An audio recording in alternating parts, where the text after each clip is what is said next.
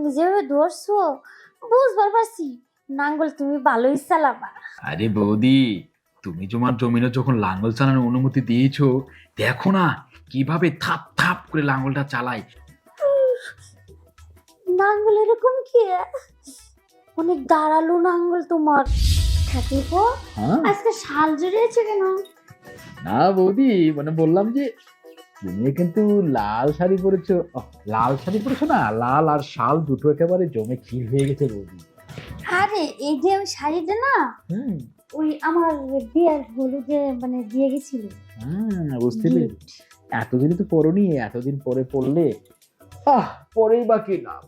দাদার যে অবস্থা, সে তো আর এই সাজগো স্বাদ ভোগ করতে পারে না। আরে বুক করতে না পারলো সে তো দেহে। আর আমার এই সাজা খোঁজা কিন্তু টাকা দেয় কেনার জন্য তোমার দাদাই। বলছি যে টাকা দিয়ে কেনা সুন্দর খাবার যদি খেয়ে স্বাদ না পায়, তাহলে সেটা কেনার কি দরকার বলো তো? আমি বলতে চাচ্ছি বৌদি, দাদা তো হয়ে থাকে, তা তোমার এই যে গরম, বড় বড় ধরন, ঝকঝক রং, এগুলো সামলাও কি করে? ইস, সামলায় কি করে? ওই এক হাত এমনি থেকে আর এক হাত দিয়ে সামলায়। হ্যাঁ, ভাঙা লাঙ্গল দিয়ে কি আর ফুল চাষ করা যায়? লাঙ্গল এদিকে দিলে তো ওদিকে যায়, অর্ধেক ভিটা মাটি থেকে যায় চাপা, আর কিছু ওঠে ফাঁপা। বলছি, যদি ফুল ভিটার জমিটা চাষ করতে চাও, তাহলে তো ভালো লাঙ্গলও নিতে পারো। আরে ঠাকুর, হ্যাঁ, তোমার দাদা পার না পারলে কি হয়েছে? তুমি পারবা, তুমি আছো না। তো সেটাই বোঝাতে চাচ্ছি। যদি আমাকে কখনো বলতে যে আমার ভিটায় একটু লাঙ্গলটা চালা, একটু পানি শেষ, তাহলে তো একেবারে শুকনো ভিটায় খড়খড় খড়খড় করে লাঙ্গল চালিয়ে বক বক বক বক করে পানি বের করে দিতাম। তাই? হুম তা আমার ঠাকুর কি দেখে না তার বৌদির নাঙ্গল শুকাই যাইতাছে? তাই? তুমি হ্যাঁ। যদি বলো তাহলে তো আমি মনে করো যে এখানে লাঙ্গলটা চালাতে পারি, আর দেখো কেমন লাগে। হ্যাঁ, লাঙ্গল কিভাবে চালাই। আরে রাহু রাহু, কেন? এখনো কিন্তু তোমার দাদা আছে। থাক না, দাদা তো হয়ে আছে, সে তার উঠে আসতে পারবে না। তুমি যখন আমাকে সুযোগ দিয়েছো, জমিটা যখন দেখিয়েছো, তরুণ বরং চর কথা না বাড়িয়ে এখানে একটাবার তোমার জমিটা একটু ভিজিয়ে দিই। আরে আর শো না বৌদি, শো শো। আরে তুমি যেভাবে ধরছো বুঝবার পারছি নাঙ্গল তুমি ভালোই চালাবা। আরে বৌদি, তুমি তোমার জমিনে যখন লাঙ্গল চালানোর অনুমতি দিয়েছো, দেখো না কিভাবে থাপ থাপ করে লাঙ্গলটা চালায়, আর যৌবন ভিটার মাটি ফাট ফাট করে সরে যাবে। তারপর টক টক করে পানি দিয়ে ভিজিয়ে একেবারে কাদা মাটি বানিয়ে কাট কাট করে বেরিয়ে দেবো বৌদি, তুমি দেখো। নাঙ্গল এরকম কি অনেক দাঁড়ালো নাঙ্গল তোমার।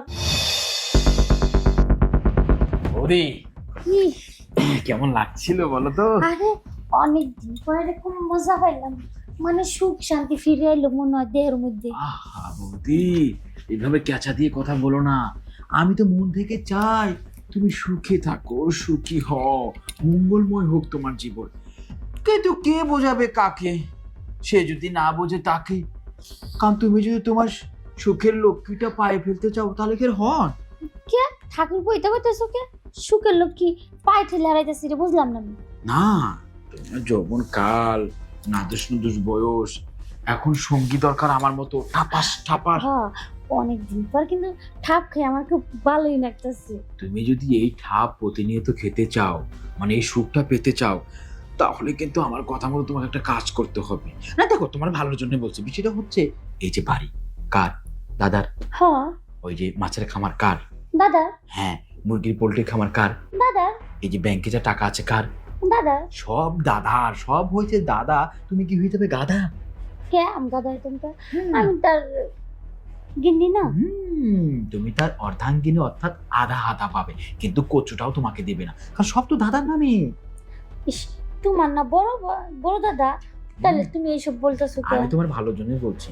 তুমি যদি আমার সাথে কার থাপ থাপ মজা খেতে চাও, আর যদি এই বাড়ি, এই সম্পত্তি সবকিছু তোমার করে পেতে চাও, তাহলে তোমাকে একটা কাজ করতে হবে। কি? দাদার সাথে মিলে মিলে থেকে সব দলিলগুলো তোমার নামে করে নিতে হবে। না, আমি এটা পারতাম না তোমার দাদার থেকে, এরে বেমেনি হইব। বেমানি বলছো কেন? তুমি শুধু খপসা করে সব দলিলগুলো নিয়ে নিবে, তারপর আমি গটা গটা গটা গটা করে উকিল বাবুকে দেখিয়ে তোমার করে দেবো, পারবে? বিনিময়ে তুমি আমার কাছ থেকে ঠাপও পেলে, জায়গা সম্পত্তি সব পেলে। সব আমার সব সব যদি আমার হয় হ্যাঁ। তাহলে তোমার দাদা ঠিক আমার নিতে 1 মিনিটের ব্যাপার। তাহলে যাও, এখন দেরি না করে দাদাকে ভুলিয়ে ভালিয়ে 130 টা 21 করে দিয়ে সব নিয়ে নাও, যাও। হ্যাঁ ওখানে যাবো? হ্যাঁ যাও, দেরি করছো এখন, যাও। না থাক 2 দিন পরে নি। আর যাও তো, এখন যাও, যা। ঠিক আছে তাহলে নিয়ে এসো। আরে যাও।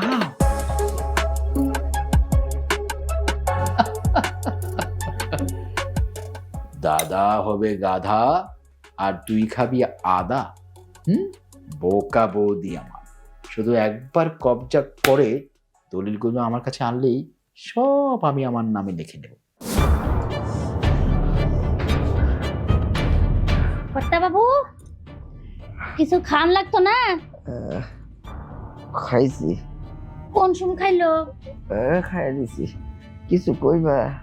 আচ্ছা কয়বারই তো আইছি। এই, আপনি একটু ওষুধপাতি ডইলে দিতাম। কিছু কর তাহলে কইতে পারো। আচ্ছা কয়বার আইছি শুনো, আমগো যে বাড়ির দলিল পত্র কই থুইছো, তারপরে যে ছয়ের জমিন আছে, খামার, মাছের খামার, হাঁস মুরগির খামার, পরে ব্যাংকের বইয়ের চেক মেকিতে কই থুইছো? রাখছি, আবার জায়গা মতো রাখছি। তোমার জায়গা মতো রাখলে হইব, এটা আমার জায়গা মতো রাখুন লাগবো, বুঝছো? কারণ তোমার যে অবস্থা, তুমি আইজ আছো কাল নাই, কোন সুম তোমারে ভগবানে নিয়ে যায়, ভগবানের কাছে যাও, এটা এটা আমার কাছে থুয়ে যাও।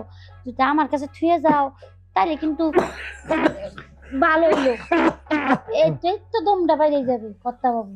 না, আমি এগুলো এখন দিতে পারব না। তোমার দিবার কইছি না তো, মানে তুমি থুইছো কই? আচ্ছা আমাকে ব্যাংকে কয় লাখ টাকা আছে জিনি? কয় লাখ টাকা আছে ব্যাংকে জানা, আমি এখন কিছু কইতে পারব না।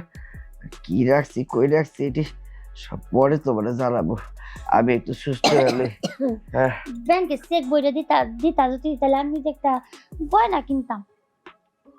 ওটাও রে, আমি এখন তোমার কিছু দিতে পারব না।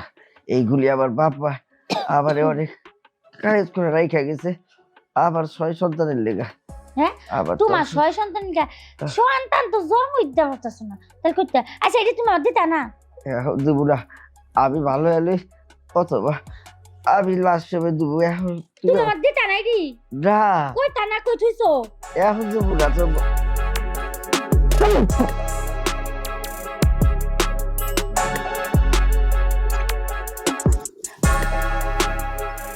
কতবু হে কতবু বিরঙ্গ হইছে, ভালো হইছে।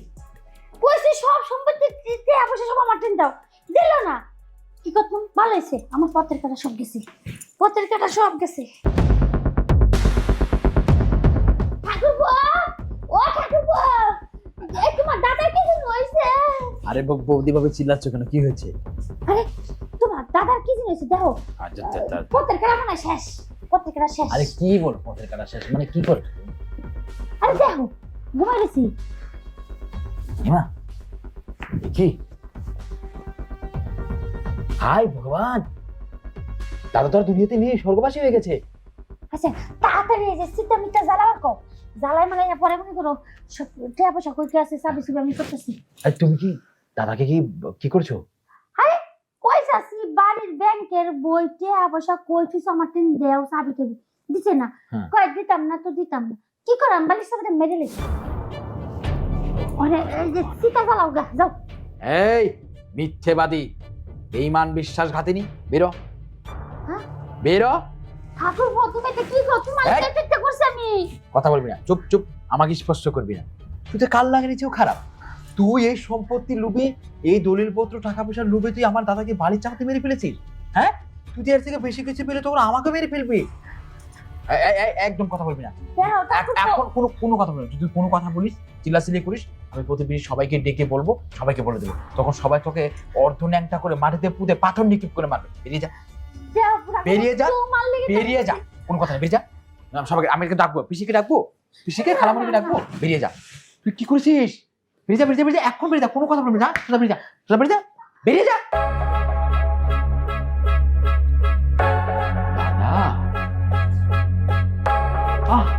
দাদা, দাদা মানে গাধা, তুমি আসলেই গাধা। দেখো কিভাবে কৌশল করে বৌদিকে তোমাকে চটকিয়ে দিলাম, এখন তুমি চিতায় পুরে মরো আর বৌদি বাইরে গিয়ে ঘোরো।